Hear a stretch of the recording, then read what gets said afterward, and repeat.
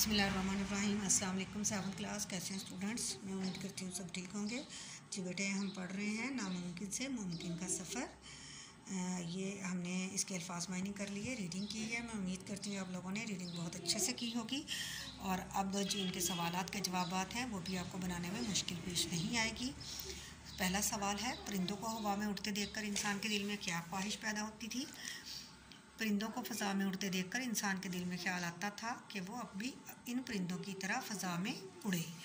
Right बरादरान कहाँ के रहने वाले थे? जवाब है इसका, राइट बरादरान अमेरिका के बाशिंदे थे। सवाल नंबर 3 है, राइट बरादरान के घर का माहौल कैसा था? राइट बरादरान के घर का माहौल इल्मी और मज़हबी था। उन्होंने एक ऐसे माहौल में परवरिश की जहाँ बच्चों की हौसला अफजाई की जाती थी कि जो चीज़ इनमें तजस्सुस को उभारे वो इसके बारे में खोज लगाएं। उनकी वालदा क्या थी?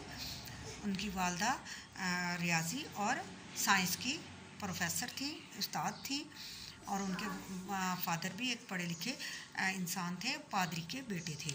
सवाल नंबर 4 है, बचपन के माहौल ने राइट बरादरान पर क्या असर डाला? बचपन में राइट बरादरान के वालिद ने उन्हें हेलीकॉप्टर खिलौना ला कर दिया जिसने राइट बरादरान के अंदर तजस्सुस का मादा उभारा। तजस्सुस यानी जुस्तजू, तहकीक का मादा उभारा और उन्होंने खुद एक हेलीकॉप्टर बनाने का सोचा।